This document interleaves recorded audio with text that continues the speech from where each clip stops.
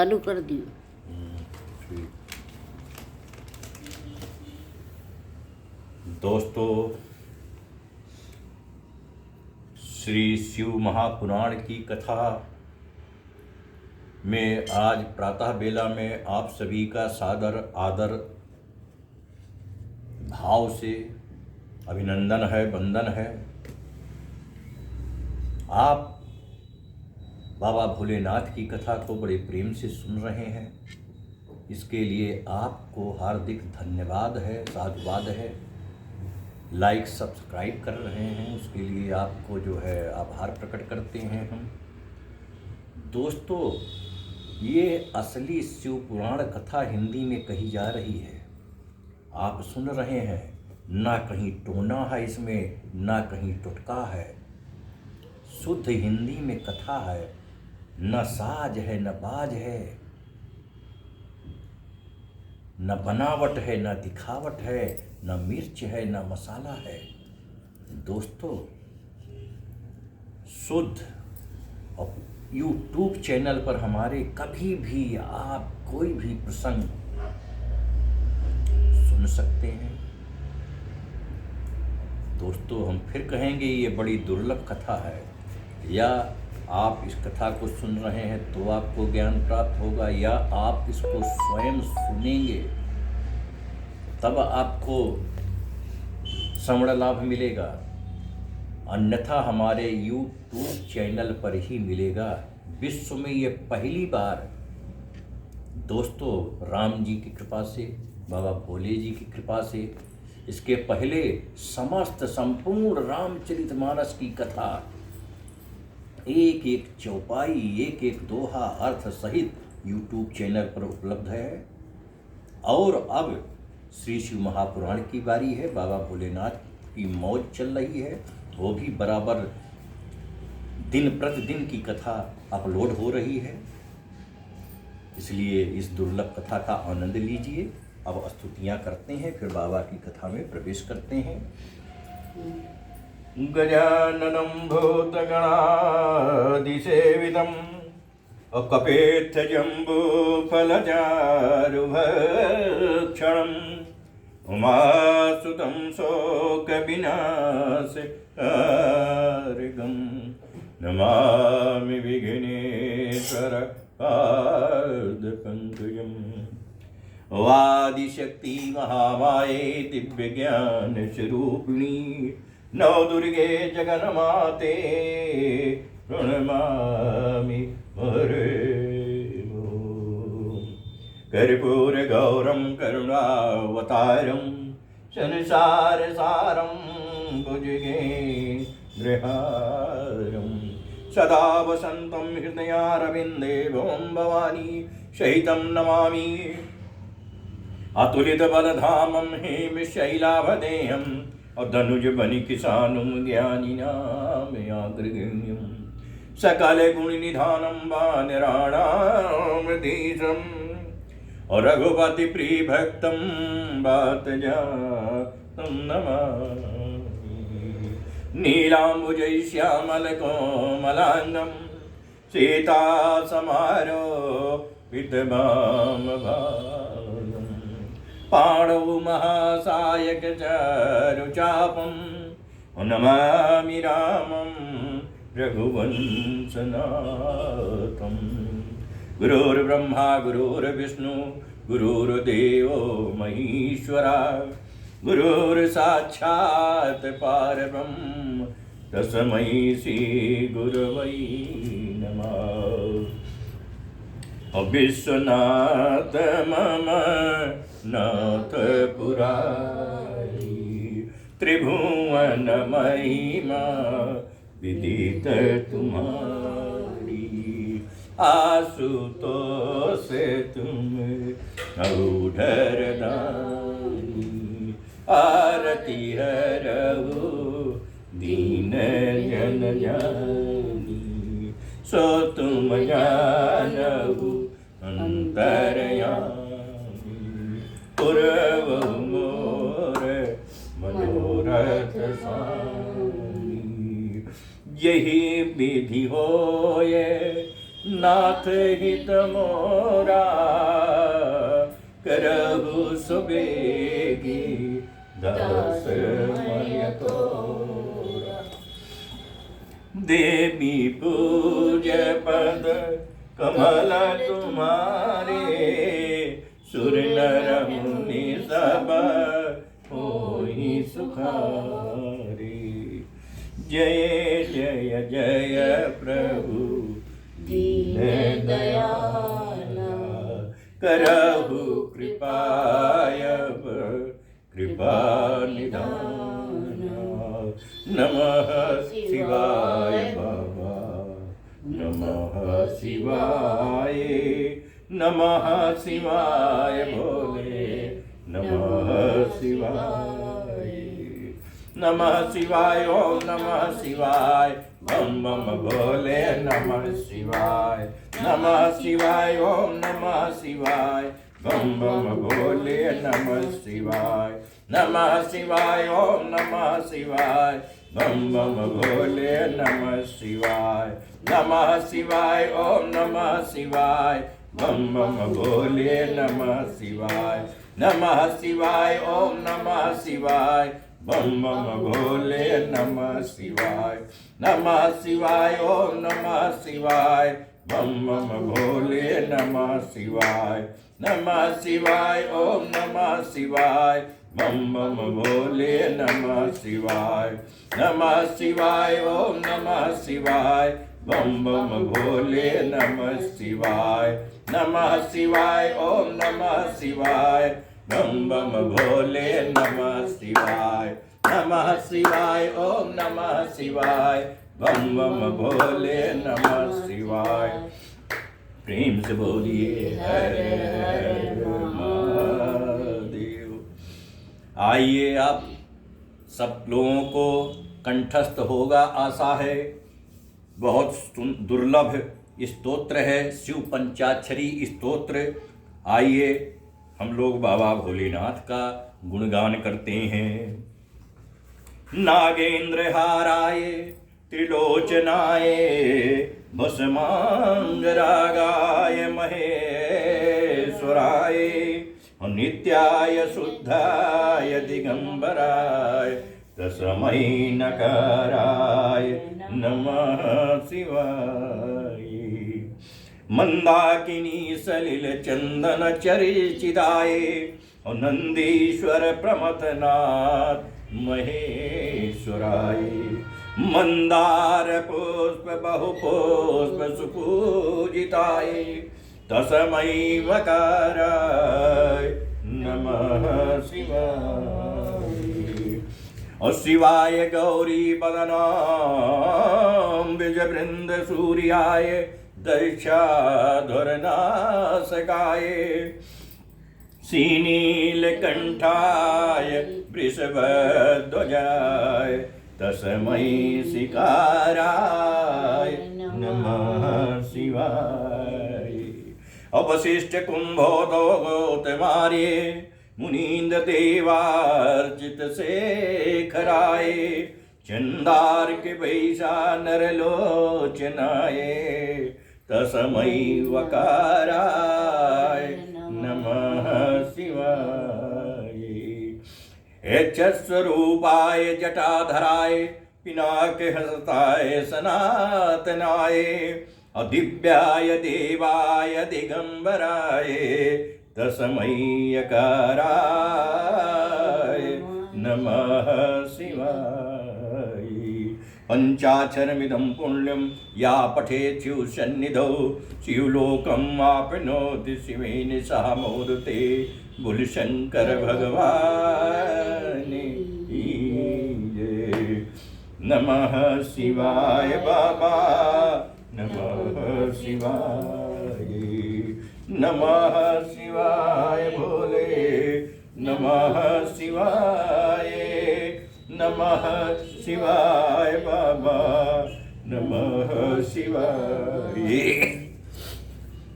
नमः शिवाय भोले नमः शिवाय। नमः शिवाय ओम नमः शिवाय बम बम भोले नमः शिवाय। नमः शिवाय ओम नमः शिवाय। बम बम भोले नमः शिवाय। नमः शिवाय ओम नमः शिवाय। बम बम भोले नमः शिवाय। नमः शिवाय ओम नमः शिवाय।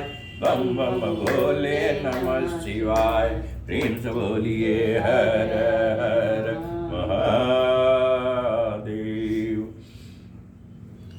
श्री शिव महापुराण की कथा में पंचम युद्ध खंड चल रहा है, जिसमें 14वां अध्याय प्रस्तुत है। इसका शीर्षक है जलंधर की उत्पत्ति और विवाह। व्यास जी बोले, हे सनत कुमार जी, आपको नमस्कार है। अब आप कृपा करें यह बताइए कि जिस समय शिव जी ने अपने माथे का वो तेज क्षीर समुद्र में डाल दिया, उस समय क्या हुआ? सनत कुमार जी बोले, हे तात, जब शिव जी ने अपना तेज क्षीर समुद्र में डाल दिया, उस समय वो शीघ्र ही बालक हो गंगा सागर के संगम पर बैठकर अत्यंत उच्च स्वर से संसार को भय देने वाला रुदन करने लगा। उसके रुदन से संसार व्याकुल हो गया। लोकपालों के भी मन में व्याकुलता हुई। अधिक कहने से क्या है, चराचर चलायमान हो गया। शंकर सुमन के रुदन से ब्रह्मांड व्याकुल हो गया। समस्त देवता और मुनि व्याकुल होकर लोक पितामह ब्रह्मा जी की शरण में गए। सबने मिलकर ब्रह्मा जी को प्रणाम किया और बहुत स्तुति की। फिर कहा, हे पितामह, यह तो बड़ा भयंकर समय उपस्थित हुआ है। हे महायोगिन, इसका नाश कीजिए। देवताओं की ऐसी बात सुनकर ब्रह्मा जी सत्यलोक से उतरकर समुद्र के तट पर उस बालक को देखने आए। समुद्र ने ब्रह्मा जी को आते देख उस बालक को उठा, उन्हें प्रणाम किया और पुनः उनकी गोद में दे दिया। तब विस्मित हो ब्रह्मा ने पूछा, हे सागर, तुम शीघ्र ही कहो कि यह बालक किसका है? समुद्र ने विनम्र शब्दों में कहा, हे भगवान, ये तो मैं नहीं जानता, किंतु मुझे इतना अवश्य ज्ञात है कि यह गंगा सागर के संगम में प्रकट हुआ है। अतएव हे जगत के गुरु, आप इस बालक के जात कर्मादिक संस्कार कीजिए, इसका जातक फल बतलाइए। सनत कुमार जी कहते हैं, इधर तो सागर ब्रह्मा जी से ऐसा कह रहा था, उधर सागर पुत्र ब्रह्मा जी के गले में हाथ डालकर बार बार उनका आकर्षण कर रहा था। फिर तो उसने इतने जोर से ब्रह्मा जी का गला पकड़ा कि उससे पीड़ित हो उनके नेत्रों से आंसू टपकने लगे। किसी प्रकार ब्रह्मा जी ने दोनों हाथों से बल लगाकर अपना गला छुड़ाया और सागर से सादर कहा कि हे सागर, मैं तुम्हारे पुत्र का जातक फल कहता हूँ, सुनो। मेरे नेत्रों से यह जल निकला है, इस कारण इसका नाम जलंधर होगा।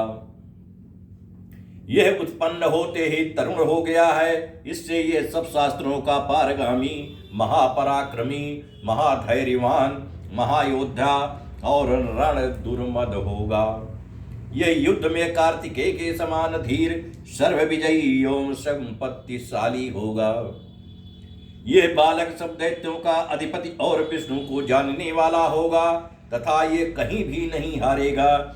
एक शंकर जी को छोड़िए सबसे अवध्य होगा और जहां से उत्पन्न हुआ है फिर वहीं जाएगा।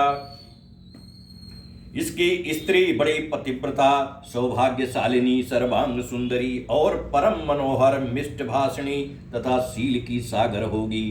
सनत कुमार जी कहते हैं कि सागर से ऐसा कहकर ब्रह्मा जी ने महर्षि शुक्र को बुलाकर उनके हाथों से उस बालक को दैत्यों का राजाभिषेक कराया और स्वयं अंतर ध्यान हो गए। फिर तो उस बालक को देख समुद्र बड़ा ही प्रसन्न हुआ और उसे साथ लेकर अपने घर गया। कितने ही उपाय से उसका पालन कर पुष्ट किया।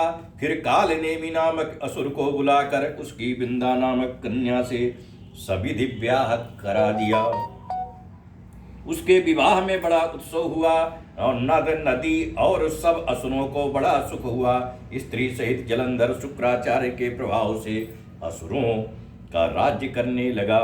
इत श्री शिव महापुराण पंचम युद्ध खंड का 14वां अध्याय समाप्त हुआ। प्रेम से बोलिए हर हर महादेव।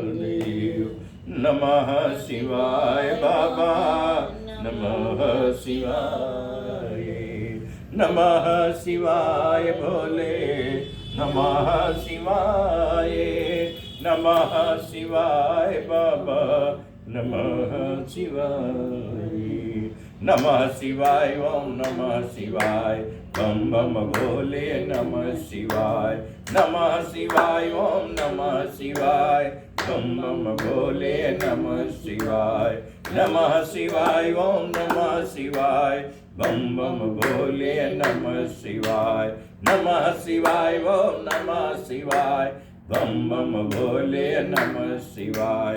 प्रेम से बोलिए हर हर महादेव। 15वां अध्याय प्रारंभ होने जा रहा है। इसका शीर्षक है देव जलंधर युद्ध। सनत कुमार जी बोले, एक समय जब समुद्र का पुत्र जलंधर अपनी स्त्री वृंदा सहित असुरों से सम्मानित हो सभा में बैठा, तो परम कांतिमान शुक्र जी वहां आ पहुंचे, जिसके तेज से सब दिशाएं प्रकाशित हो रही थीं। तब गुरु जी को आया देख असुरों सहित सागर पुत्र ने उठकर बड़े आदर से उन्हें प्रणाम किया और तेजस्वी भार्गव ने उन सबको आशीर्वाद दिया। फिर उनको एक दिव्य आसन पर बिठाकर वे दैत्य भी यथास्थान बैठे और सागर पुत्र ने नम्रता से ये प्रश्न किया कि हे गुरु जी, राहु का सिर किसने काटा, यह आप हमें बतलाइए। इस पर शुक्राचार्य जी ने विरोचन पुत्र हिरण्यकश्यप और उसके धर्मात्मा पौत्र का परिचय देकर देवताओं और असुरों द्वारा समुद्र मंथन की संक्षेप में सब कथा कहकर यह बतलाया कि जब समुद्र से अमृत निकला तो उसे देव रूप से राहु पीने चला। इस पर इंद्र के पक्षपाती भगवान विष्णु ने ही राहु का सिर काट दिया। ये सुनते ही जलंधर के नेत्र लाल हो गए। उसने बड़ा क्रोध किया। अपने धसमर नामक दूत को बुलाकर गुरु का ये कहा हुआ सब वृत्तांत सुनाया और यह आज्ञा दी कि तुम शीघ्र ही इंद्रपुरी में जाकर उसे मेरी शरण में ले आओ। धसमर जलंधर का बड़ा निपुण दूत था। वो शीघ्र ही इंद्र की सुधर्मा नामक सभा में जा पहुंचा और कहा, हे देवता अधम, तुमने समुद्र को क्यों मथा और मेरे पिता के सब रत्नों को क्यों ले लिया है? ऐसा कहकर तुमने अच्छा नहीं किया है। यदि तू अपना भला चाहता है तो उन सब रत्नों सहित देवताओं के साथ मेरी शरण में आ जा, अन्यथा हे सुराधम, तेरे लिए यह बड़ा भय होगा और मैं कहता हूं कि तेरा राज्य विध्वंस हो जाएगा।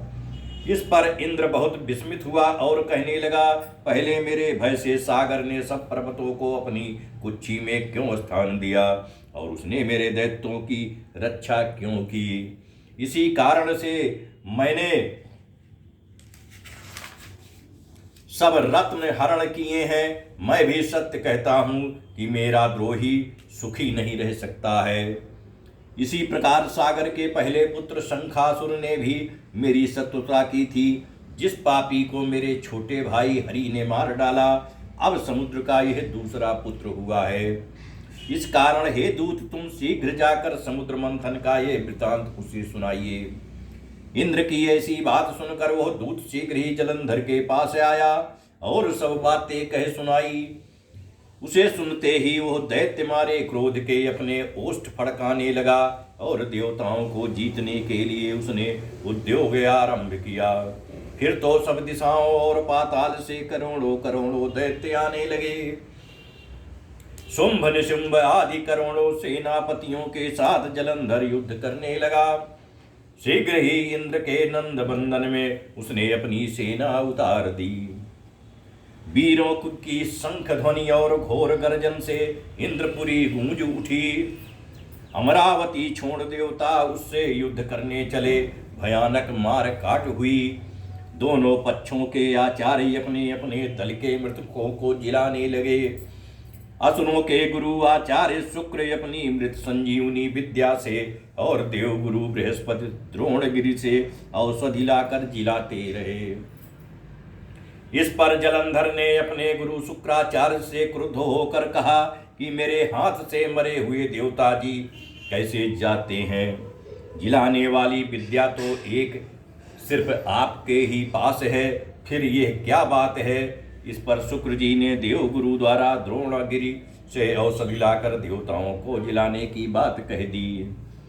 ये सुन जलंधर और भी क्रुद्ध हो गया। शुक्र जी ने कहा, क्रुद्ध क्यों होते हो? यदि शक्ति हो तो द्रोणगिरि को उखाड़ कर समुद्र में फेंक दो, तब मेरे कथन की सत्यता प्रमाणित हो जाएगी। इस पर क्रुद्ध जलंधर शीघ्र ही द्रोण पर्वत के पास जा पहुंचा और एक परम वेग द्वारा अपनी भुजाओं से पकड़कर द्रोण को उठा समुद्र में फेंक दिया। भगवान शंकर का तेज, इसमें जलंधर की कोई विचित्रता नहीं। पश्चात वो सागर पुत्र युद्धांगण में आ बड़े वेग से देवताओं का संहार करने लगा। जब बृहस्पति जी औषधि लेने गए तो द्रोणाचल को उखाड़ा हुआ शून्य पाया। वो भयभीत हो देवताओं के पास आए और कहा, युद्ध बंद कर दो, जलंधर को अब नहीं जीत सकोगे। पहले इंद्र ने जो शिव जी का अपमान किया था, ये उसी का फल है। ये सुन देवता युद्ध में जय की आशा त्याग अत्यंत ही व्याकुल हो इधर उधर भाग गए। सिंधु सुत निर्भय हो अमरावती में घुस गया। इंद्रादिक सब देवताओं ने गुफाओं की शरण ली। जलंधर अपने शुंभयादिक वीर दैत्यों द्वारा भागे हुए इंद्रादिक की खोज कराने लग गया और स्वयं भी मेरुआद में उन्हें खोजने लगा। इत श्री शिव महापुराण पंचम युद्ध खंड का 15वां अध्याय समाप्त हुआ। प्रेम से बोलिए हर हर महादेव। नमः शिवाय बाबा, नमः शिवाय, नमः शिवाय बोले, नमः शिवाय, नमः शिवाय, ओम नमः शिवाय, बम बम भोले, नमः शिवाय, नमः शिवाय, ओम नमः शिवाय, बम बम भोले, नमः शिवाय, नमः शिवाय, ओम नमः शिवाय, बम बम भोले, नमः शिवाय। प्रेम से बोलिए हर हर महादेव। 16वां अध्याय, इसका शीर्षक है जलंधर के साथ विष्णु जी सहित देवताओं का युद्ध। सनत कुमार जी बोले, तब जलंधर को अपनी खोज में आते देख इंद्रादिक देवता वहां से भी भयकंपित होकर भाग चले। भागते भागते वह वैकुंठ में विष्णु जी के पास गए। देवताओं ने अपनी रक्षा के लिए उनकी बड़ी स्तुतियां की। देवताओं की उस दिन की वाणी को सुनकर करुणा सागर ने मेघ के समान गंभीर वाणी में उनसे कहा कि हे देवताओं, तुम भय को त्याग दो, मैं युद्ध में शीघ्र ही जलंधर को देखूंगा। ऐसा कहते ही भगवान गरुड़ पर जा बैठे। तब देवताओं सहित उन्हें युद्ध क्षेत्र की ओर प्रयाण करते देख समुद्र तनया लक्ष्मी के नेत्रों में जल भर आया और उन्होंने कहा कि हे नाथ, यदि मैं सर्वदा आपकी प्रिया और भक्ता हूँ तो मेरा भाई आप द्वारा युद्ध में कैसे मारा जाना चाहिए। इस पर विष्णु जी ने कहा, अच्छा, यदि तुम्हारी ऐसी ही प्रीति है तो मैं उसे अपने हाथों से नहीं मारूंगा, परंतु युद्ध में जाऊंगा ही, क्योंकि देवताओं ने मेरी बड़ी स्तुतियां की है। ऐसा कहे शंख चक्र गदा पद्मधारी भगवान विष्णु गरुड़ पर चढ़े हुए शीघ्र ही युद्ध के उस स्थान में जा पहुंचे जहां जलंधर विद्यमान था। विष्णु जी के तेज से दर्पित देवता सिंहनाद करने लगे। फिर तो अरुण के अनुज गरुड़ के पंखों की प्रबल वायु से पीड़ित हो दैत्य इस प्रकार घूमने लगे जैसे आंधी से बादल आकाश में घूमते हैं। तब अपने वीर दैत्यों को उस आंधी से पीड़ित होते देख जलंधर ने क्रुद्ध हो विष्णु जी को उद्धत वचन कहकर उन पर कठोर आक्रमण कर दिया। बलशाली विष्णु के तेज से पुष्ट देवता दैत्यों के युद्ध करने लगे। इस पर जलंधर ने उत्तेजित हो अपने और भी पुष्ट सूरवीरों को युद्ध के लिए प्रेरित किया। फिर तो 1,00,000 मौर्य, 100 धौम्र, 1 करोड़ कालिके असुर और कालक 100 दौहार्द तथा कंक 1,00,000 आदि भी तत्क्षण ही उसकी आज्ञा से युद्धोन्मुख हुए। शुंभ और निशुंभ इन दोनों महाबलियों ने उनका सेनापतित्व किया। चतुरंगिणी सेना समुन्नित सब कुशल दैत्य युद्ध करने लगे और दोनों ओर से गदाओं, बाणों, शूलों और पट्टियों आदि का भीषण प्रहार हुआ। मुनियों और सिद्धों को भय देने वाले देवता और दानवों में अत्यंत दारुण संग्राम उपस्थित हो गया। इत श्री शिव महापुराण पंचम युद्ध खंड का 16वां अध्याय समाप्त हुआ। प्रेम से बोलिए हर हर महादेव।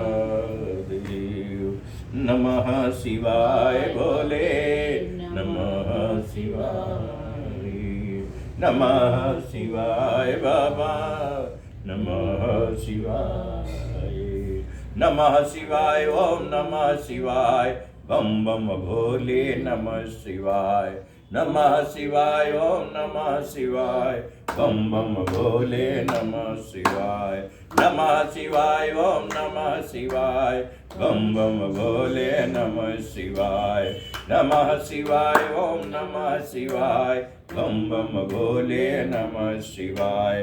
प्रेम से बोलिए हर हर महादेव। 17वां अध्याय प्रस्तुत है। इसका शीर्षक है विष्णु जलंधर युद्ध। भगवान विष्णु और जलंधर में भयंकर युद्ध हुआ। अब इसकी कथा सुनिए। सनत कुमार जी बोले, अब दैत्यों के तीक्ष्ण प्रहारों से बिंधकर देवता इधर उधर भागने लगे। प्रबल दैत्यों के आगे उनका कुछ बस न चलता था। तब इंद्रादिकों को इस प्रकार भयभीत हुआ देख गरुड़ पर चढ़े भगवान युद्ध में आगे बढ़े। उन्होंने अपना सारंग नामक धनुष उठाकर बड़े जोर का टंकार किया। त्रिलोकी शब्दित हो गई। पलमात्र में भगवान ने हजारों दैत्यों का सिर काट गिराया। गरुड़ के पंखों से अलग ही दैत्य बादलों के समान मंडरा रहे थे। ये देख जलंधर के क्रोध की सीमा ना रही। वो अपने होंठ फड़फड़ा भगवान से युद्ध करने आया। उसके महानाद से कान फटे जाते थे। जलंधर के उस महाभयंकर शब्द से सारा जगत कांपने लगा। फिर तो विष्णु और जलंधर का महासंग्राम हुआ। अब बाणों से आकाश भर गया। लोग आश्चर्य करने लगे। विष्णु जी ने अपने बाणों के वेग से उस दैत्य की ध्वजा, छत्र और धनुष बाण काट डाले तथा एक बाण से उसकी छाती में प्रहार किया। इससे व्यथित हो उसने अपनी प्रचंड गदा उठा गरुड़ के मस्तक पर दे मारी। गरुड़ पृथ्वी पर गिर पड़ा। साथ ही क्रोध से उस दैत्य ने अपने होंठ फड़फड़ाते हुए विष्णु जी की छाती में भी एक तीक्ष्ण बाण मारा। इसके उत्तर में विष्णु जी ने उसकी गदा काट दी और अपने सारंग धनुष पर बाण चढ़ाकर उसको बींधना प्रारंभ किया। जलंधर भी इन पर अपने पैने बाण बरसाने लगा। दोनों एक दूसरे के बाण को तिल तिल कर काटने लगे। एक दूसरे की छाती पर तीक्ष्ण प्रहार करते और घोर सिंहनाद करते। दोनों ही एक दूसरे को मार डालने की चेष्टा में क्रोध से कंपित हो उठे। उसी समय जलंधर ने विष्णु जी को कई पैने बाण मारकर वैष्णव धनुष को काट दिया। धनुष के कट जाने से भगवान ने गदा ग्रहण कर ली और शीघ्र ही जलंधर को तान कर मारा भी। परंतु उस अग्निवत अमोघ गदा की मार से वो दैत्य कुछ भी चलायमान न हुआ और मदोन्मत हाथी के समान उसे फूल की माला के समान जाना। साथ ही उस युद्ध दुर्मद ने अत्यंत ही क्रुद्ध होकर एक अग्निमुख त्रिशूल उठाकर विष्णु पर छोड़ दिया। विष्णु जी ने शिव के चरणों का स्मरण कर नंदक नामक खड्ग से उस त्रिशूल का छेदन कर दिया। जलंधर ने झट विष्णु जी की छाती पर एक जोर मुष्टिक मारा। उसके उत्तर में भगवान ने भी उसकी छाती पर अपने मुष्टिक का प्रहार किया। फिर दोनों घुटने टेक बाहुओं और मुष्टिकों से बाहु युद्ध करने लगे। कितनी ही देर तक भगवान उससे युद्ध करते रहे। इससे उनको बड़ा आश्चर्य हुआ, वह कुछ श्रमित से हो गए। तब सर्वश्रेष्ठ मायावी भगवान उस दैत्यराज से मेघवाणी में बोले, रे रण दुर्मद दैत्य श्रेष्ठ, तू धन्य है जो इस महायुद्ध में इतने बड़े बड़े आयुधों से भी भयभीत नहीं हुआ। तेरे इस युद्ध से मैं बड़ा प्रसन्न हूँ। मैंने चराचर त्रिलोकी में तेरे समान योद्धा नहीं देखा। तू जो चाहे वर मांग, मैं अदेव वस्तु भी आज तुझे दे दूंगा।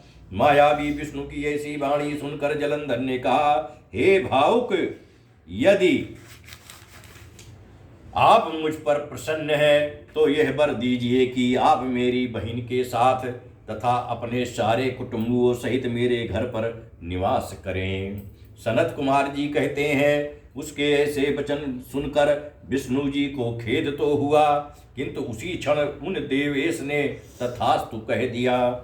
अब विष्णु जी सब देवताओं के साथ जलंधर के घर में जाकर निवास करने लगे। जलंधर अपनी बहन लक्ष्मी और देवताओं सहित विष्णु को वहां पाकर बड़ा प्रसन्न हुआ। फिर तो देवताओं के पास जो रत्नादि थे सबको ले उनके स्थानों पर दैत्यों को स्थापित कर जलंधर पृथ्वी पर आया। निशुंभ को पाताल में स्थापित कर दिया और देवदानव यक्ष गंधर्व सिद्ध सर्प राक्षस मनुष्य आदि सबको अपना वशवर्ती बना त्रिभुवन पर शासन करने लगा। उसने धर्मानुसार सुपुत्रों के समान प्रजा का पालन किया। उसके धर्मराज में कोई बाधित नहीं था, किसी को दुख ना था और ना कोई कृष्णा कोई दीन दिखाई पड़ा। इत श्री शिव महापुराण पंचम युद्ध खंड का 17वां अध्याय समाप्त हुआ। प्रेम से बोलिए हर हर महादेव।